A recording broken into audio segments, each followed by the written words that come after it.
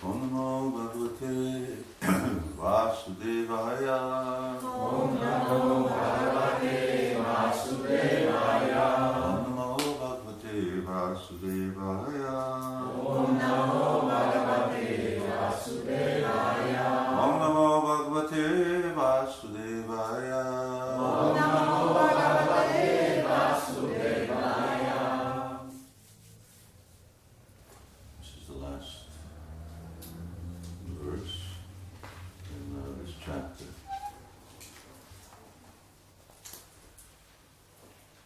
Anam Charura Samtebhyo Tattva Bhagavadarpanam Gopi Prartha Savashura Tanemur Bhuvi Murdavi Anam Charura Samtebhyo Tattva Bhagavadarpanam Gopi Prartha Savashura Tanemur Bhuvi Murdavi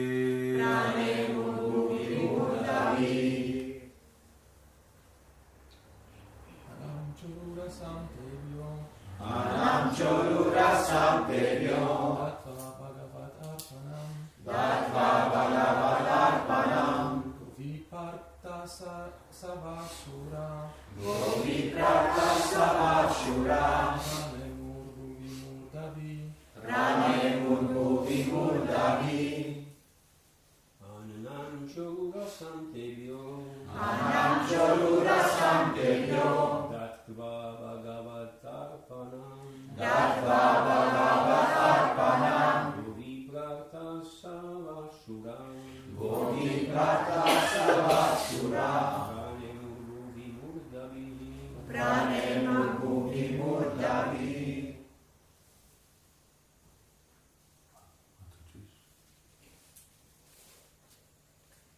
Anam Cholura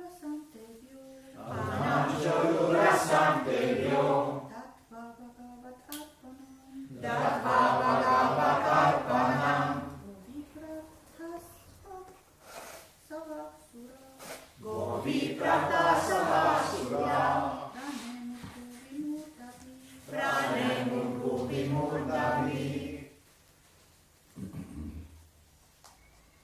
Anam, foodstuff. Cha, also. Guru Rasam, highly delicious. Tevya, unto the Brahmanas. Datva, after supplying. Bhagavatarpanam, which was first offered to the personality of Godhead. Go, cows. Vipra, Brahmanas. Ortha, purpose. Ashava, purpose of living. Shura, all the valiant Kshatriyas. Pranemu, offered obeisances. Bhuvi, touching the ground. Murdhavi, with their heads. Thereafter, they offered the Brahmins highly delicious foodstuffs, first offered to the personality of Godhead, and offered their respectful obeisances by touching their heads to the ground. They lived perfectly by protecting the cows and the Brahmins. Please repeat. Thereafter, they offered the Brahmins highly delicious foodstuffs. First offered to the personality of Godhead. And offered their respectful obeisances. By touching their heads to the ground. They lived perfectly. By protecting the cows and the Brahmanas. Prepared by Srila Prabhupada. The behavior exhibited by the descendants of Yadu in the pilgrimage site of Prabhas was highly cultured and exactly to the point of human perfection. The perfection of human life is attained by following three principles of civilization: protecting the cows, maintaining the Brahminical culture, and above all becoming a pure devotee of the Lord. Without becoming a devotee of the Lord, one cannot perfect one's human life. The perfection of human life is to be elevated to the spiritual world where there is no birth, no death, no disease, and no old age. That is the highest perfectional aim of human life. Without this aim, any amount of material advancement and so-called comforts can only bring the defeat of the human form of life. Brahmanas and Vaishnavas do not accept any foodstuff which is not first offered to the personality of Godhead. Foodstuffs offered to the Lord is accepted by the devotees as the mercy of the Lord. After all, the Lord supplies all kinds of foodstuff both to the human beings and to other animals. A human being must be conscious of the fact that all foodstuffs, namely grains, vegetables, milk, water, etc., the prime necessities of life, are supplied for mankind by the Lord, and such foodstuffs cannot be manufactured by any scientist or materialist in a laboratory or factory established by human effort. The intelligent class of men are called Brahmanas, and those who have realized the absolute truth and his supreme personal feature are called Vaishnavas. But both of them accept foodstuffs, which are the remnants of sacrifice. Sacrifice is ultimately meant to satisfy the Yagya Purush, Vishnu. In Bhagavad Gita, it is said that one who accepts foodstuffs as the remnants of sacrifice is freed from sinful reactions, and one who cooks foodstuff for maintenance of his body takes in all kinds of sins, which leads only to suffering. The foodstuffs prepared by the Yadus at the Prabhas pilgrimage site to offer to the bona fide Brahmins there were all offered to the personality of Godhead Vishnu. The Yadus offered their sincere obeisances by touching their heads to the ground. The Yadus, or any enlightened family in Vedic culture, are trained for attainment of human perfection by total cooperation of service between the different divisions of social orders. The word Guru Rasam is also significant here. Hundreds of delicacies can be prepared simply by the combination of grains, vegetables, and milk. All such preparations are in the mode of goodness, and therefore may be offered to the personality of Godhead. As stated in Bhagavad Gita accepts only foodstuffs which are within the range of fruits, flowers, leaves, and liquids, provided they are offered in complete devotional service. Devotional service is the only criteria for a bona fide offering to the Lord. The Lord assures that He positively eats such foodstuffs offered by devotees. So, judging from all sides, the Yadus were perfectly trained, civilized persons, and their being cursed by the Brahmin sages was only the desire of the Lord. The whole incident was a warning to all concerned that no one should behave lightly with Brahmanas and Vaishnavas. Thus ends the Bhaktivedanta purport of the third chapter of the third chapter of the Srimad Bhagavatam, entitled The Lord Pastimes Hours of Vrindavan. Om Jnanatigrandasya Jnanandjana Salakaya Chakshurvilitam Jena Tasmad Shri Gurave Namaha. Jai Shri Krishna Chaitanya Prabhu Nityananda Shri Advaita Gadadhar Shivasari Gaura Bhakta Hare Krishna Hare Krishna Krishna Krishna Hare Hare Hare Rama, Hare Rama, Rama Rama, Hare Hare.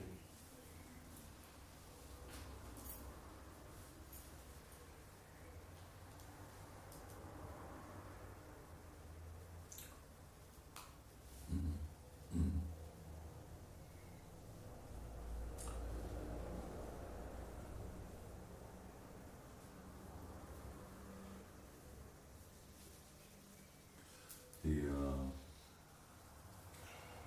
Yadus, accompanied by Lord Krishna and Balaram, after giving charity, which was the dharma of Grihasthas, is to give charity. Janasya Mohoyam Mahamvaniti, otherwise the natural inclination of I and mine overwhelms somebody, overwhelms people. Working, maintaining family, especially surrounded by children who are in complete illusion of being their bodies,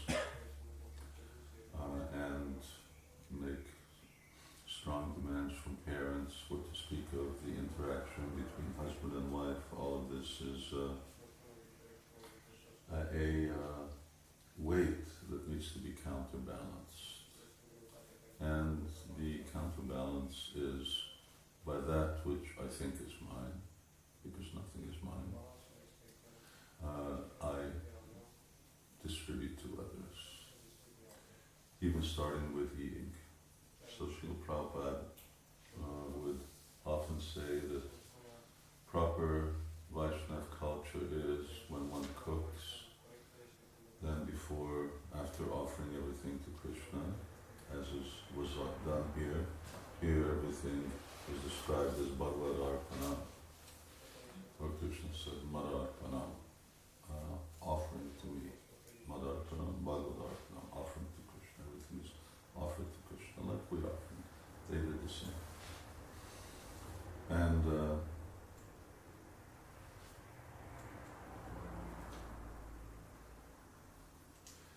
that foodstuffs, I just lost my train of thought.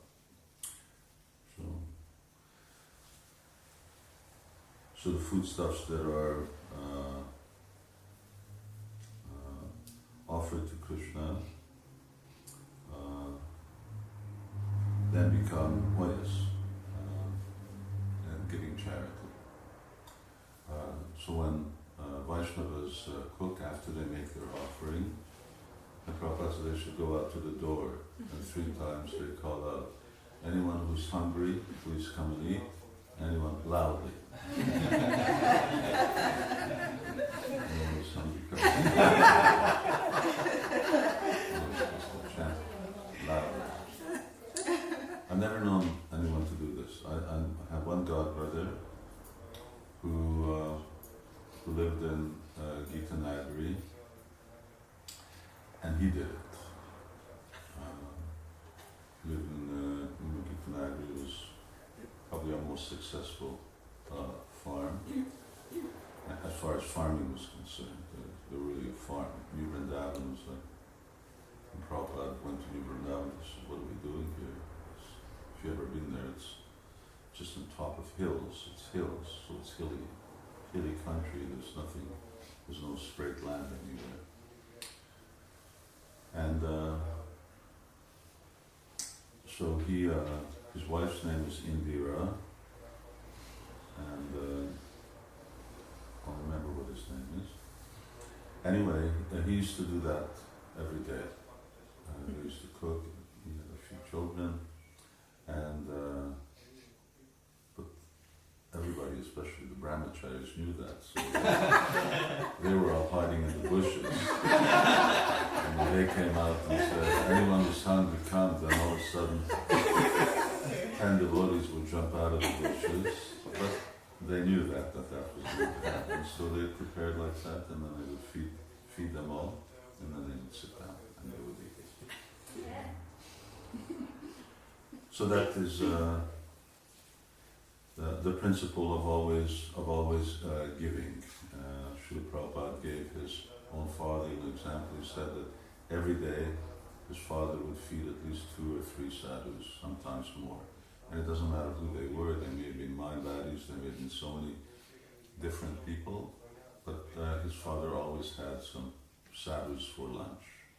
And even to his mother's upset, why especially why you're inviting some people who are not even Vaishnavas, and they were Vaishnavas, why you're even inviting non-Vaishnavas. Prabhupada said his father was very liberal. So he maintained the principle, alright, even though they're not Vaishnavas, still, and even though sometimes they may not even be sadhus, because we have sometimes, I mean in India you see so many people dressed in saffron and they wander around. We have another word in the West for them. Most of them, we call them bums over here. Over there they call them sadhus. They just dress in saffron and they go around and beg and eat, and they have nothing really to do with spiritual life. But Prabhupada's father was faithful to the principle that no, it doesn't matter who they are, but it's for our benefit that we should not just remain restricted within the confines of the family and our own people. And of course everyone who came, Prabhupada's father would say, "Please bless my son to become a servant of Srimati Radharani." And in Chaitanya Charitamrita, Prabhupada says, "And now by the grace of the Lord, that desire has been fulfilled."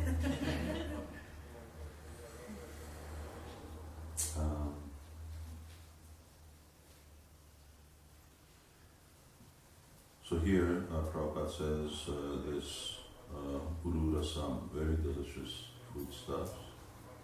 And of course this concept of only offering those things which Krishna likes is our Vaishnava tradition. It's our secret weapon. It's the most important aspect of, in one sense, Krishna consciousness. And that is eat Krishna Prasada. But here Srila Prabhupada points out that this is not only the conduct of Vaishnavas, but it's also of Brahmanas. So Prabhupada would say, devotees, unless it's offered to Krishna, we don't eat it. And sometimes we find ourselves maybe a little hard-pressed to do the type of offerings that we may make on an altar and so on in everyday life, but still it's a general practice or principle that one follows. Not only offering things, but who is cooking. So Prabhupada points out that in strict Brahminical culture, Prabhupada would say that there was a place in Calcutta, I forget where the Brahmin workers, they were working, usually Brahmins would take some kind of clerical job or office job, they wouldn't do labor, and they would be engaged by government or something like that. And Prabhupada said that for lunch, then they would go to this particular place where the government provided the Brahmins with cooking spaces. And the Brahmins would cook their lunch and they would eat their lunch. And then Prabhupada said that a real pure Brahmin wouldn't even eat anything cooked by his wife. Only eat what he cooks himself. Because whoever cooks, they're cooking their consciousness and they're cooking their karma into the food. So ultimately the best thing is, and that was Prabhupada's practice also. If you read, for instance, that Butler, or whatever it was, Gazetteer or the newspaper, then it says that he doesn't eat anything that he doesn't cook or that's cooked by a woman. I'm sure Prabhupada first came.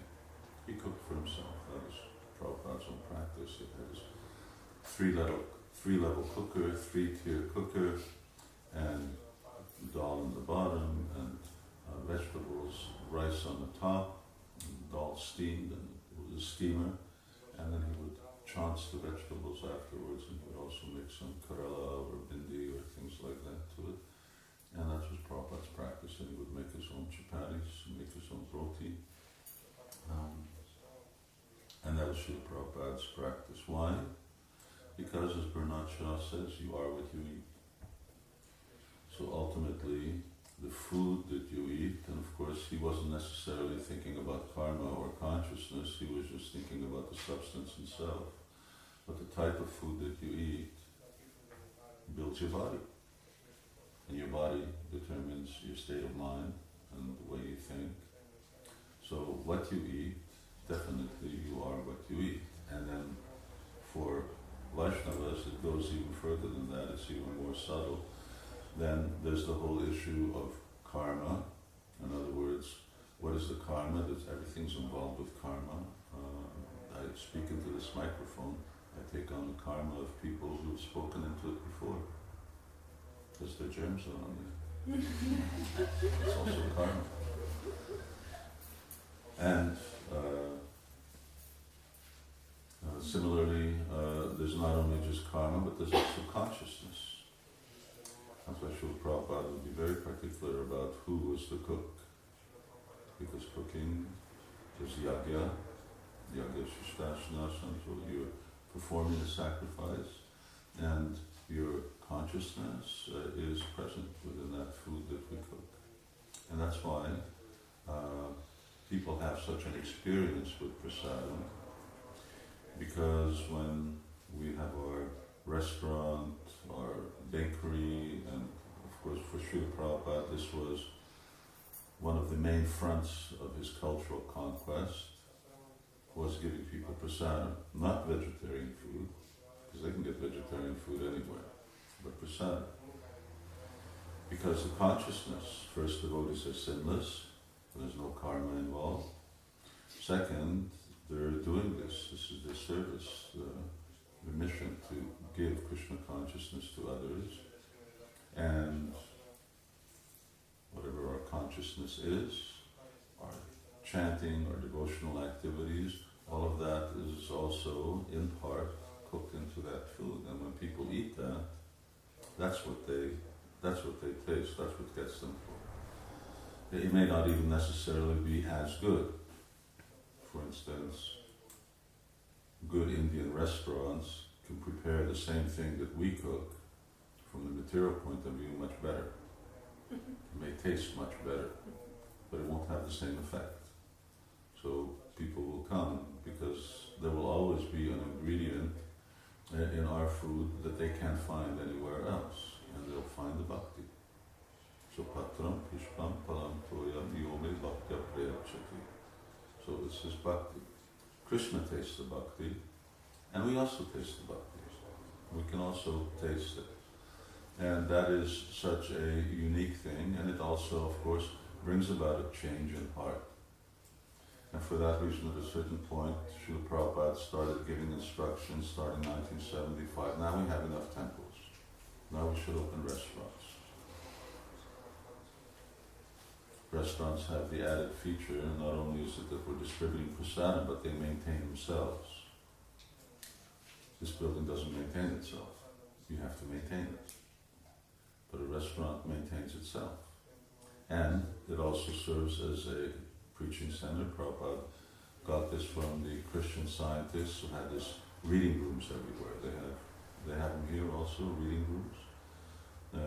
They just have bookstores and reading rooms. So you go in and you can buy books. They have so many books. And then they have a whole area where you sit down and you read. So that was Prabhupada's idea. Also we have a restaurant and we have a reading room where people can also read. And more or less we're affecting the same thing. Daily worship is for devotees. Karmis don't make dailies. They need prasadam, they need the holy name. And if they're inquisitive, then they need philosophy. But even Srila Prabhupada said that philosophy is for smart people. Most people aren't so interested. But we gain a lot of ground and achieve a real state of purification of the heart by getting people to chant Hare Krishna and by getting them to take prasadam. And that was more or less Srila Prabhupada's emphasis. Although Prabhupada placed so much emphasis on his books, but when it came to general preaching strategy for people, the first wave of our preaching, then it was the holy name of prasadam. And so as potent as our prasadam is, to that degree, then it will have effect, because it will also depend on who's cooking. So devotees also who, I never had that experience of tasting Prabhupada's cooking, but in the very beginning, Prabhupada was the cook. Prabhupada cooked the Sunday feasts. He was the one who served. He cooked every day, and he was the one who served the devotees. He went around serving the devotees and served them more and more. So what Srila Prabhupada cooked, that had a very special taste, a very extraordinary taste, like chanting Hare Krishna. According to our consciousness, the nature of the holy name was manifest more and more. So similarly, according to our consciousness, Krishna Prasadam becomes more and more potent according to the consciousness of the cook. So these were, and now here Srila Prabhupada is emphasizing another point, namely, how is human life attained? Very simple thing. One is cow protection, the other is maintaining Brahminical culture, and the other one is becoming a pure devotee of Lord Krishna. So becoming pure devotee of Lord Krishna, that we know. Brahminical culture, here's an aspect of Brahminical culture. You offer everything that you cook.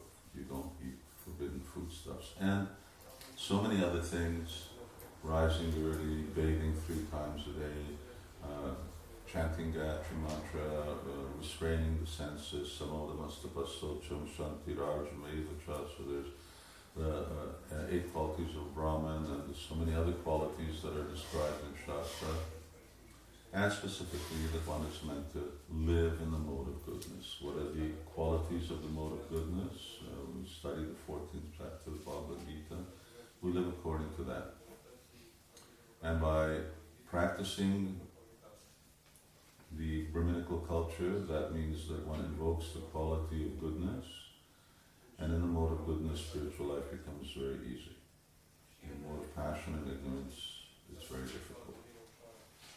In the mode of goodness, then everything is conducive for cultivating spiritual life.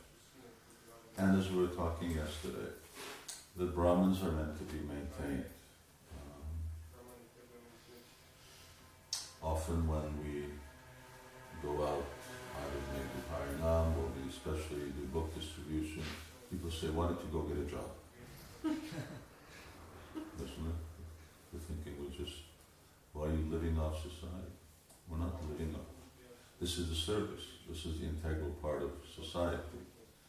The integral part is the contribution of principles and values that elevate human beings so that they don't degrade. And unfortunately, in our materialistic society, that isn't appreciated so much. Still, they appreciate to some extent. So, for instance, the government will know that there's a necessity for a Orthodox church or a Catholic church. Why? Because they add to values, because they add to honesty. If there isn't someone who's preaching people honesty, then everyone's going to cheat on their taxes. It's not productive for the government. They want that the church tells everyone to be honest, not to be criminals. That means that the police department has to grow up and so on. So many other things. It's integral that unless there's always a balance to society, to materialistic society, which generally society means materialistic in one way or another, whether it's a very gross materialistic society or a Vedic society, ultimately the tendency is there, so it needs to be balanced. And so yes, Brahminical culture means we invest in that. We think that this is very, very valuable, that we are maintaining people whose full-time business is to practice spiritual life and to teach it and give it to others. Because by doing that, then everyone becomes, they have this saying, a rising tide raises all ships. So when the tide comes in, the little ships go up, the big ships go up, everybody benefits. So when people's consciousness is elevated, then everyone benefits. Materialistic people benefit, government benefits, churches benefit, everyone benefits. And cow protection. Of course, that's unheard of. Now it's just cow slaughter, animal slaughter. 70 billion animals a year. Can you imagine that? 70 billion animals. Though it's not, even I was just seeing the other day, for instance, in China, they slaughter 2.5 or almost 3 million pigs a day. So there's no question of there not being another war, that there not being natural catastrophes. You can't avoid it. Either that sinful reaction is burnt off by spiritual practice, which doesn't seem to be taking place anyway, or you have to get the reaction for it. So one or the other. And when that reaction builds up to a certain level, then ultimately it's already going on now. You can't even count how many wars are going on in the world. In fact, there are more refugees at the present time in the world, war refugees, than there are during the Second World War. There are over 50 million refugees in the world at the present time, just due to war. That's a phenomenal amount. That means people who are displaced from their home, living in tents, eating at handouts, and they may be poor people, or they may be doctors, lawyers, IT specialists. When you're in a tent, it's all the same.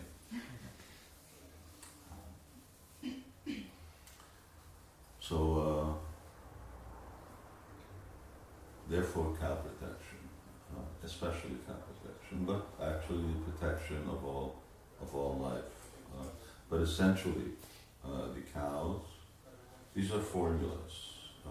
Krishna creates the world, he establishes a certain order. When you follow that, everything works nicely. When you don't, everything gets, if you use your computer as a hammer, then it doesn't work for very long because it's not designed to be a hammer. So similarly, if you use the principles or use things in the material world wrongly, then ultimately everything breaks down. Things just don't work, which means you don't get the results. And the results is that you won't get rain, or you get too much rain, or you won't get food, and so on, chaos. So our Krishna consciousness movement is meant to re-establish these principles, to teach these principles, to explain to people that this is a scientific system. We're not talking about belief. This is how things work. And if you act accordingly, then you get a good result. If you go against it, maybe for the short time you'll get a good result, but in the medium term, not even the long term, in the medium term, in your own life, you just look, every 40 years, well it wasn't 40 years, First World War, Second World War, there's only 20 years between the two. So any 20, 30, 40, 50 years, there's some kind of disaster taking place. Why? Just by accident? Things don't happen by accident in such a highly organized, structured system as our world is. Anyway, you all have this place. Chaitanya Mahaprabhu said, Amara Agya Guru Anatane Desh. Desh means field of activity. This is Timisoara, it's a field of activity, and we should try to give people the opportunity to also avail themselves of Krishna consciousness in the way that we have, and to also solve the problems of life, be happy, and go back home, back to God. Prasadam distribution, book distribution, chanting Hare Krishna, giving people the opportunity to come and worship and learn how to do it in their own homes. This is reality. All these other things we should not get too distracted by. Don't take it too seriously. All this material world, it's all a dream. It's Mahavishnu's dream. We think it's real, but for him, it's just a dream. All of them, all these universes, everything, it's just a dream. And we are actually, for us also, it is our dream. It's just like at night. At night we go to sleep and we dream, and you have a dream body. And when daytime comes, we, think, now I'm awake. And you're not awake. This is another dream body. This is just like the dream body at night. Except that that's a subtle dream body, and this is a gross dream body. But this body is also a figment of our imagination. And identifying with it is illusion. This is also a dream. And this world is also a dream. It's not real. And whatever we have relationships with and so on, this building and my family and everything else, that's also a dream. It's also a dream that I have a husband or a wife or children. At a certain point you wake up, Mrityusara Harashaham, my dream's over. Death comes and everything is taken away. So we have to live in this world because we're here for the time being, but we shouldn't take it too seriously. Just like sometimes when you're having a bad dream, then you're aware, oh, this is only a dream, isn't it? Even in your dream, that's a good thing, I'm just dreaming. It's time to wake up now. So also, it's time for us to wake up. And but in that period that we're here, I was just listening. Prabhupada was talking to Tamal Krishna Maharaj, and I forget what the exact context, or at least what the impetus was, but Prabhupada was talking about, we're like he says a soldier. He says a soldier takes a vow. Either he dies in the battle or he gains victory. So similarly for us, for devotees, we live or we die, what difference does it make? When we're alive, we're serving Krishna. If we die, we go to serve Krishna.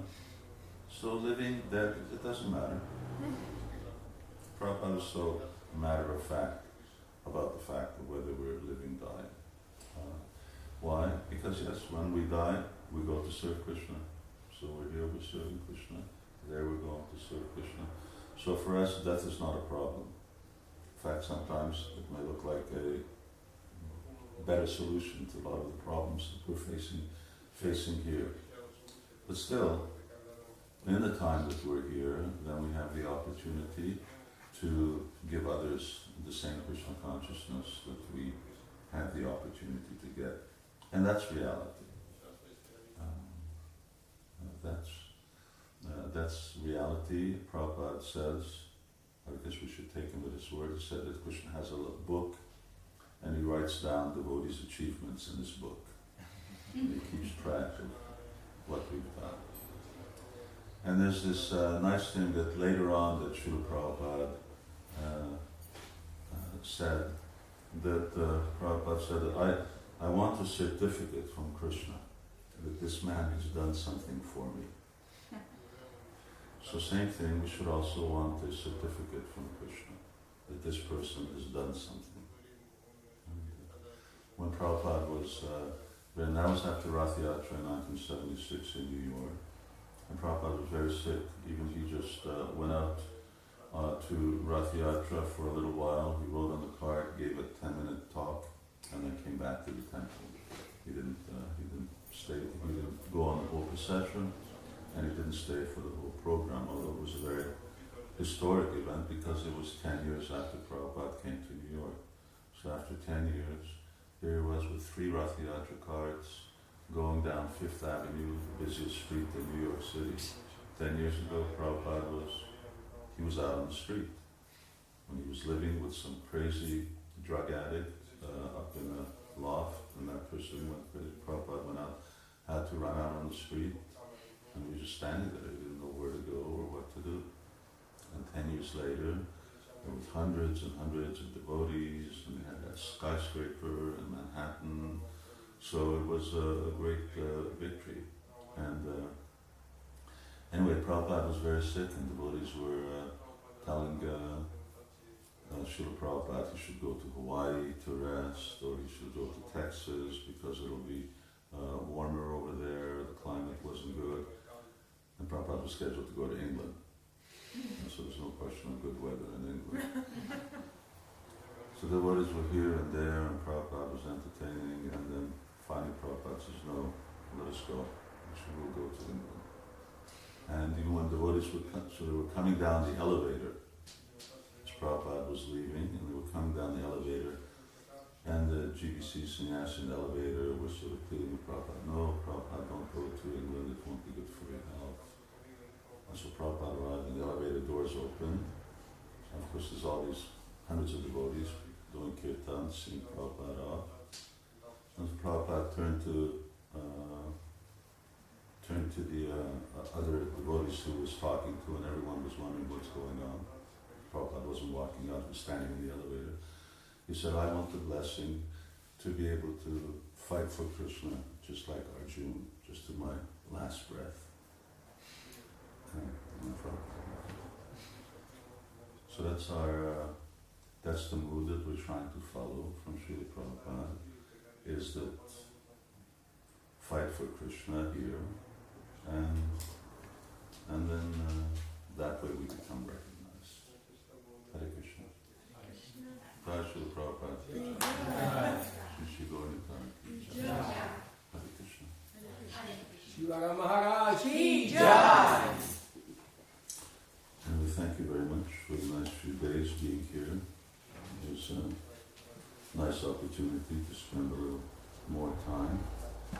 And then we'll see you in the end of July in Hungary. Yes, thank you very much, Maharaj.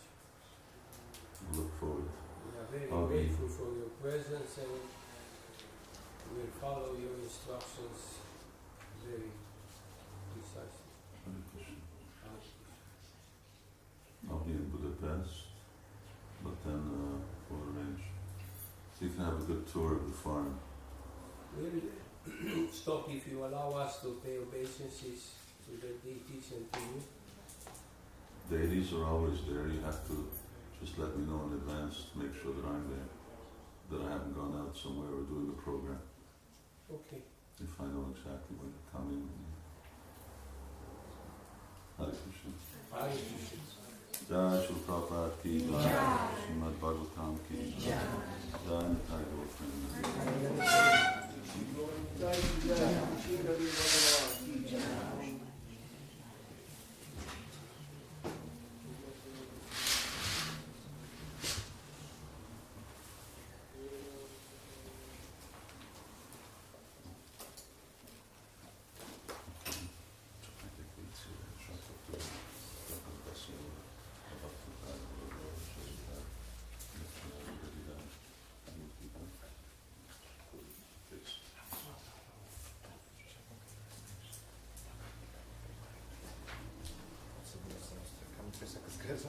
un stress from